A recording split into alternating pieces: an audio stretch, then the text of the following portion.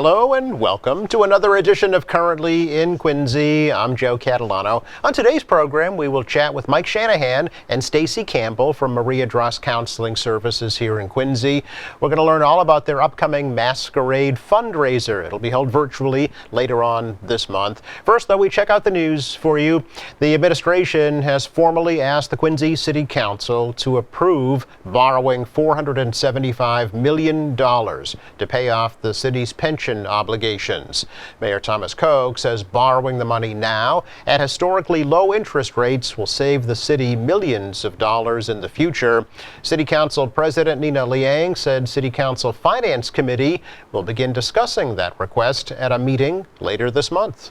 Personally, I appreciate and admire the mayor's vision for the long-term goals and the long-term impacts that he wants to really improve upon for the city, and this is one of them. We're essentially he's looking, yes, it's a significant number when you look at this. I mean, significant, independent of the other requests that have come in thus far. But particularly for this, to be able to take this funding and put it towards the unfunded pension liability is on the offset, going to be a savings that we're going to realize in the city, right? I mean, we have to pay towards it regardless, but because the rates are so low right now, and because of the home rule petitions that the state affords local communities to do and take advantage of, if we're able to move forward with this and take out this funding to pay back the unfunded pension liability, again, in the end, because of the interest rates we're seeing right now, potentially we're going to see a significant savings. I don't know the specifics of it just yet. The intent was not unlike a lot of these items, whether it's, a bonding request or an ordinance change, it comes before the council and then we move it to a committee to have more detailed, longer conversations so that we can actually go through the specifics, learn about what the details are, ask questions, engage the public. And so that process, similar to every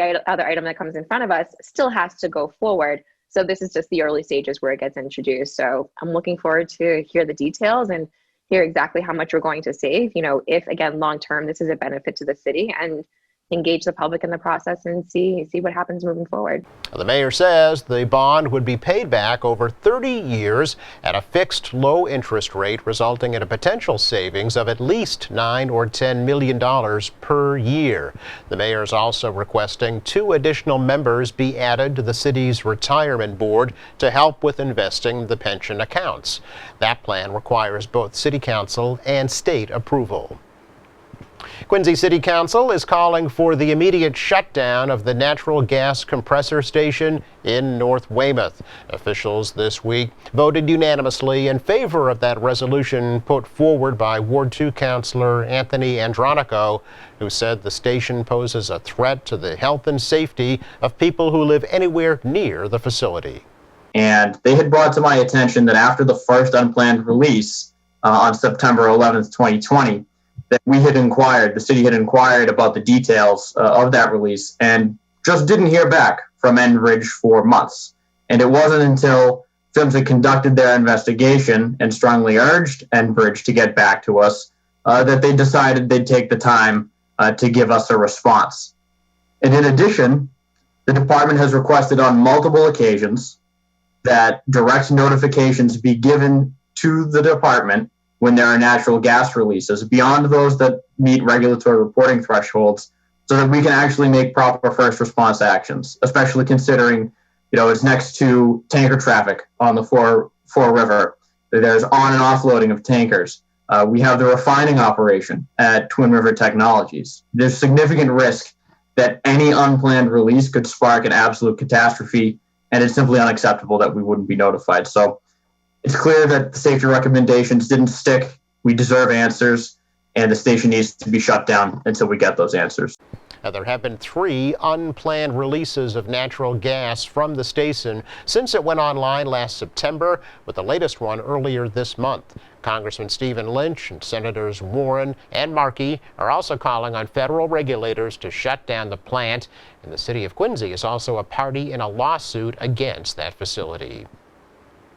Well, the parking garages at the Quincy Adams and Braintree MBTA stations will reopen on Tuesday. The T says that major renovation projects at both stations will continue. However, there will be 500 parking spaces available at Quincy Adams and 350 at Braintree.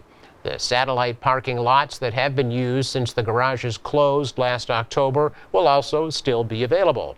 The projects included a new pedestrian bridge and bicycle storage at Quincy Adams and a new lobby and elevator at the Braintree station. The $64.3 million project will be completed in June of 2022. Butler's Pond in Quincy is in line for a major restoration project this year. The City Council this week agreed to spend $1.4 million from the Sewer and Drain Rehabilitation Fund to dredge the pond of any contaminants and to install improvements to prevent future contamination and flooding. Ward 5 Councilor Chuck Phelan said the Friends of Butler's Pond have been advocating for the improvements for many years.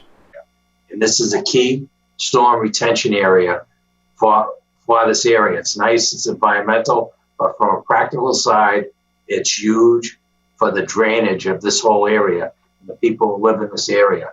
And right across the street, we have the beautiful Dorothy Quincy House, which is also an historical setting right along the pond. So I think it's very important that this is one of our resources and that we take care of our resources, manage them correctly. I'm very excited seeing Julie on and Dave Murphy with the Natural Resources Department. They've really taken the lead on these things. And I think this is a time where we are transferring money from the Sewer and Drain Rehabilitation Fund, because this is as environmentally great as this is, it's also going to dramatically help with the drainage in this area. Developers working in the city pay into that fund, which is used for water and sewer improvements across Quincy. The project is expected to get underway this spring and be completed later this year. Coming up, we will learn all about the Masquerade fundraiser to benefit Maria Dross Counseling here in Quincy. That's next.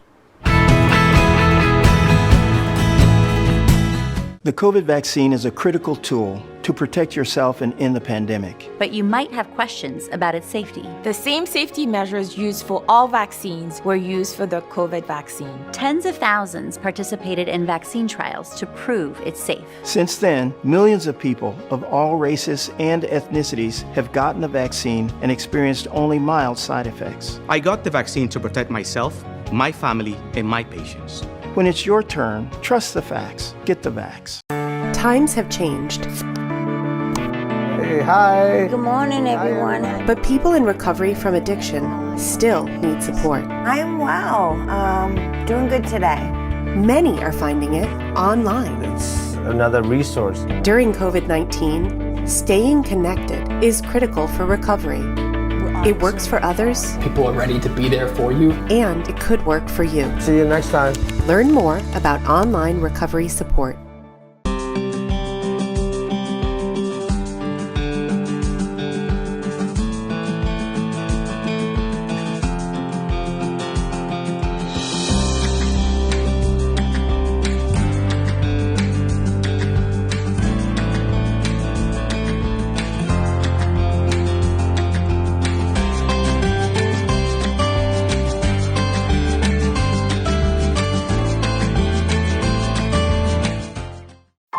Hear someone go, "Didn't it come from you guys?" Strangers cough at me. Move away from me. Someone spit towards my direction. All the stereotypes that we've worked so hard to break are just going to be reversed.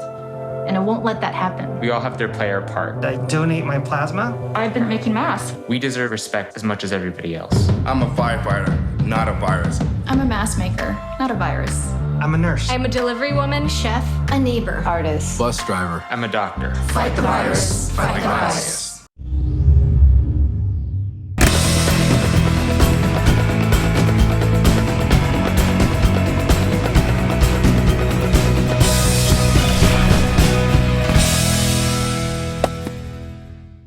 So happy to welcome to the program today Mike Shanahan and Stacy Campbell of Maria Dross Counseling Services here in Quincy to talk about their upcoming Masquerade fundraiser.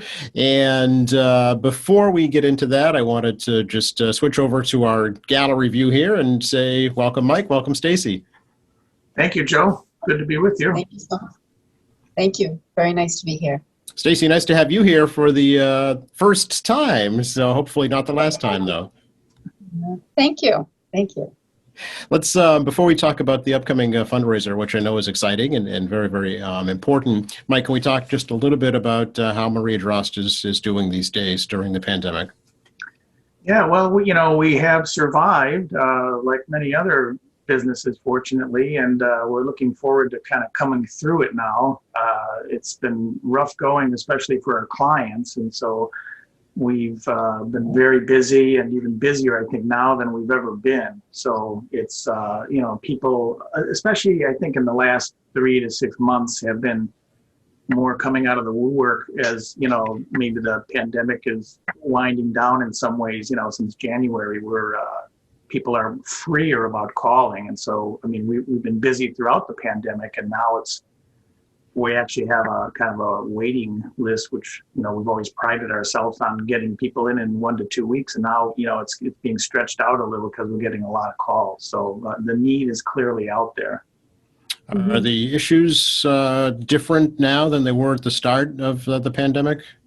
Well, with mental health, mental health hangs on two poles. I always say it's either depression related or anxiety related. And so we're still seeing mostly that, but the pandemic is tied into all of that. People that have experienced job loss, death, sickness, and still at this date, folks that hadn't gotten COVID, some families are still experiencing people that get COVID. We lost one of our board members to COVID, so we felt it pretty acutely at Maria Drost as well. So yeah, a lot of what's coming in, there's COVID stories behind it, which is sad in many cases, but it creates a lot of anxiety too, especially for people that lost their jobs or, have seen a reduction in income. Are you still fully remote there at Maria Drost, or not back in the office yet? Yeah, we've been basically 100% remote, and we're hoping to start coming back in kind of a hybrid model over the summer. I've fortunately, as a mental health professional, I was able to get the vaccine, so I've gotten my 2 doses, and we want more staff to be fully vaccinated. But then the other part of the equation is our clients, if they feel comfortable coming back. And a few of them have asked to come back physically in the office, but I think the majority still feel safer from their home. So I think it's really going to be, 1 to 2 days in the office over the summer and the fall, and then gradually increasing in the office as people become more comfortable physically showing up for an appointment. Have you been able to, do you think, effectively treat people remotely, or are there benefits, to both? Well, I've always preferred meeting face-to-face because, you can read people's energy better. You're in the room with them, and the communication, I think, is enhanced. But one of the learnings for me has been to discover that you can be just as effective either over the telephone or even in a telehealth platform such as this. So, it's kind of helped me rewrite what's possible. Communication is communication. And, we have the skills to listen and to offer a guiding hand to people, whether it is remotely or not. But I think for most of us, we prefer to be physically present to somebody. But I think we'll continue to offer telehealth, as long as we can. Because we have a lot of elderly people that come, or people for whom transportation is an issue. And now that's kind of opened up the thought of like, hey, let's keep doing this, because especially in the wintertime, some of our clients have struggled, to come to Maria Drost because of transportation issues. Do you anticipate the need for more counselors going forward because of an increased need for your services? Yeah, we just brought on a new counselor who works with children, and we're excited about that. And I'm always looking to find the right person to join us. And so, yeah, we really are. I mean, we're seeing a record number of people. And again, the phone is kind of ringing off the hook. So we just can't really service everybody that wants to come through our doors. And we do try to make what we call our mission clients a priority. The people that come who cannot afford mental health, we will take those and put them at the front of the line. And then, but we don't turn anybody away. So, we also get people with health insurance and who can't afford it. And, we welcome them as well. But our priority is always the people that need help financially. Right, which makes this upcoming fundraiser all that much more critical. It's being called Masquerade. And Stacy, I know you've been a driving force in putting this together. So if you could tell us a little bit about it. Yeah, it's been quite a learning curve this year. You know that in 2020, we unfortunately did not hold our annual events, as many nonprofits weren't able to do that. And switching over to the remote, virtual event platforms. So we are excited to have it.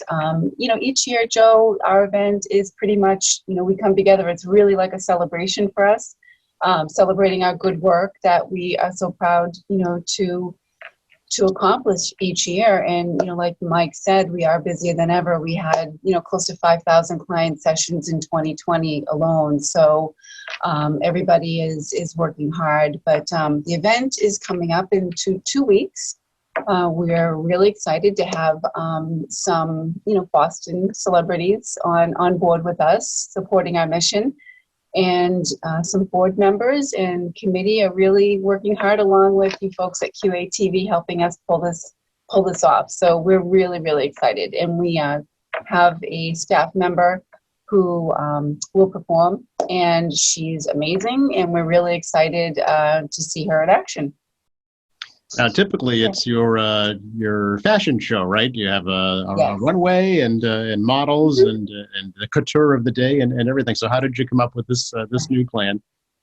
Yeah, well, that was going to be difficult to pull off. 400 people, each year that do come to see us. So we just tried to brainstorm some ideas, and our good friend David Joseph, who's been with us for a couple of fashion shows before, supporting us, transitioned his designer business of wedding and dressmaking into just starting out supplying and designing face masks for frontline workers.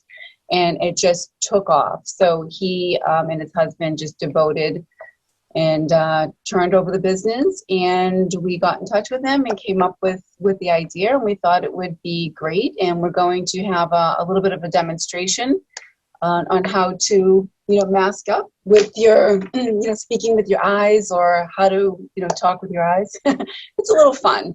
So, so we're really excited. And it happened to be that David knows Lenny Clark, and Lenny knows Ayla Brown, and David, they all know each other, and they all just wanted to come together and support. So it's going to be a really good time. We're really looking forward to it.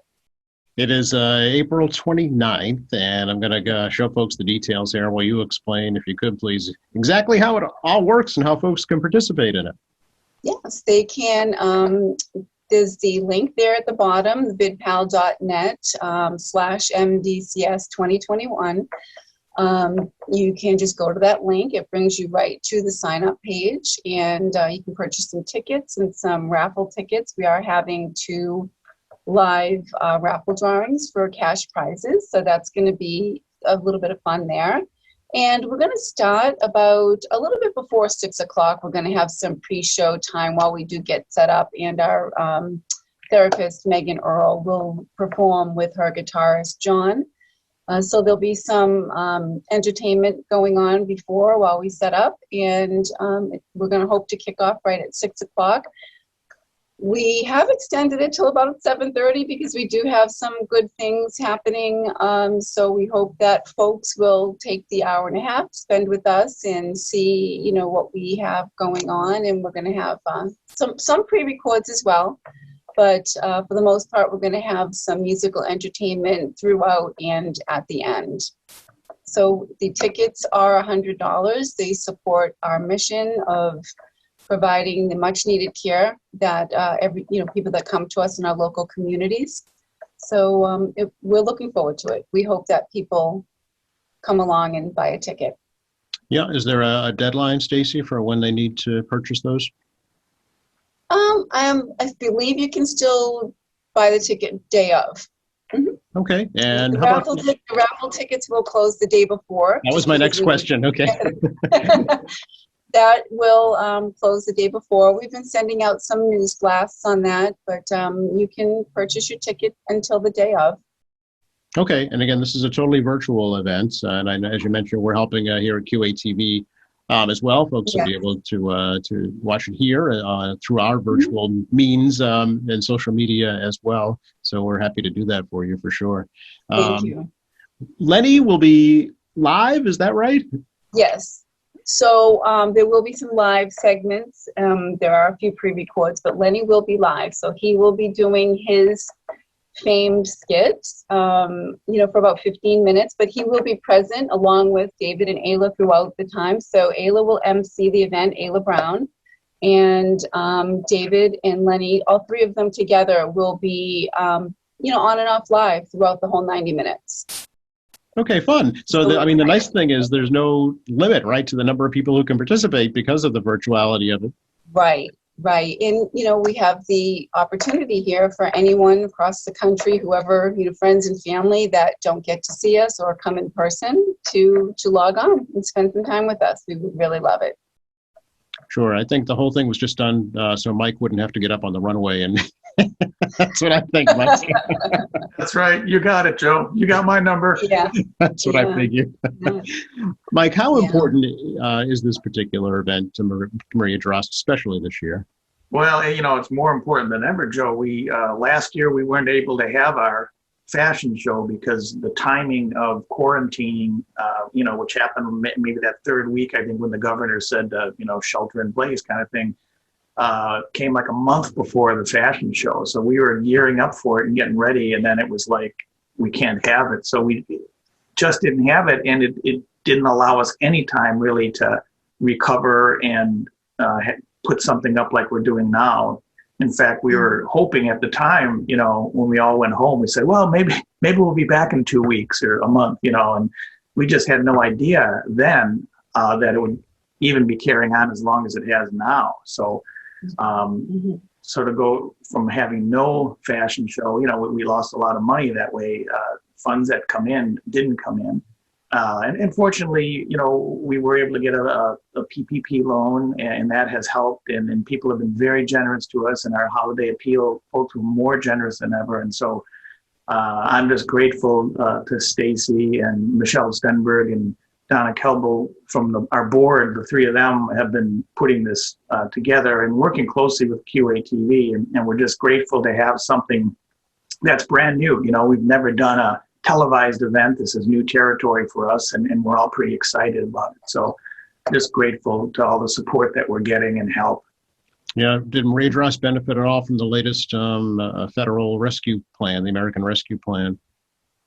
Well, we got the PPP loan, as I said, and I don't think we qualified for anything else. We've certainly looked for any avenue that we can, and that one helped us tremendously. So I think that's besides that and the fees we're collecting as well as the donations that come in, I think we're getting through it, and we will survive. So we'll keep our doors open. Thank goodness. Do you have a goal in mind for this particular event coming up? Well, we were hoping to raise over $100,000, and so if we can hit that or exceed it, that would be awesome. We feel it costs us $120 per session to have a client session, a 60-minute session with our clients. And, we average about $20 collected. People are able to give what they can, some very little, others can give a little more. And so we feel we need to usually make up that $100 in order to pay our bills. And so that's kind of how we figure what we're going to owe, to keep the doors open. And so we're, that $100,000 figure is a good mark for us to hit, just in terms of kind of what we feel we need moving forward. Yeah, it's a good reminder for folks. Maria Drost is a certified registered nonprofit 501c3 corporation, so donations are tax deductible. Certainly. Are you still looking for sponsors for this particular event? Yeah, Stacy's been doing a wonderful job coordinating that as well, and we have many sponsors, and I think they are listed on the website. Is that right, Stacy? They are listed on the event page right now. We'll transfer those over to our website, but we've been fortunate to have a number of our continuing sponsors that come to us every year and some new sponsors we were able to connect with, so that's always exciting. So we are still, hoping that people will support, and we have a number of sponsorship levels that are listed and available and opportunities. So please spread the word, and we would love the support. Sure. Are you reaching out on social media at all, Stacy? Yeah, we do have a Facebook page and, all the other social media platforms. So we have been posting on that. We've been, also email blasts a lot through our constant contact email. And we're hoping, people spread it that way. Lots of family and friends have been really sharing this. So we've been really excited to see the ticket sales. It's very promising, and we're hoping for that 2-week push. So it will come fast. Yeah. And we are dedicating this event in memory of our board member that we did lose, Steve DeRoche. So the night will be dedicated to him, and his daughter will be speaking a little bit about his commitment to MDCS and his love for the agency over the years. So that's going to be a very nice segment that we're going to have. I'm glad you mentioned that. I was going to ask, actually, if there's going to be a tribute. And Mike, will you be addressing that evening at all? Yes, I think they've included a couple of minutes for the executive director to give his great speech. Yeah. 2 minutes. Only 2. You'll be on the clock, Mike. Anything else you think we should let folks know about right now? Just go online, and the information's also on our website at mariadrosscounseling.com. So that pops right up when you go onto the website, an easy find. And we did, it is in the Quincy Sun also this week for 2 weeks. So the information will be there as well. So we hope people will come on. We have some surprises and some great entertainment. And it'll be very different. So we're really excited. Yeah.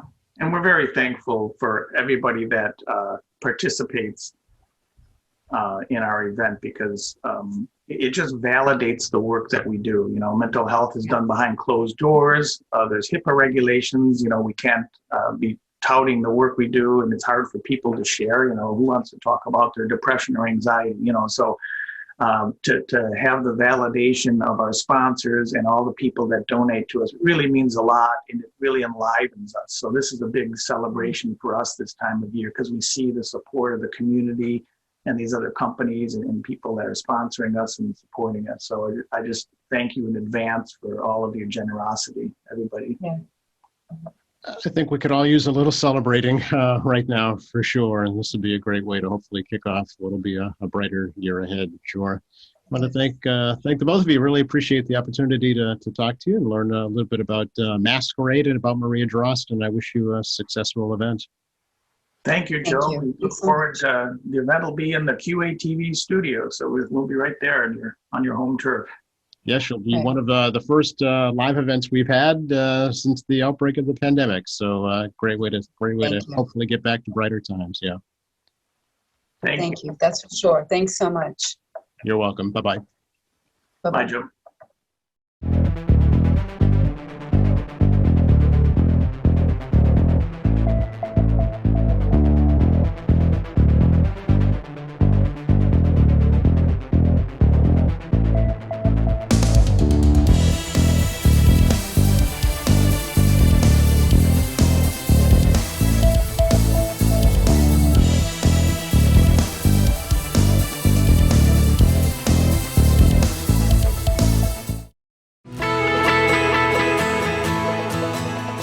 Special thanks to Mike Shanahan and Stacy Campbell for joining us today. Thank you to our crew. Thank you for watching.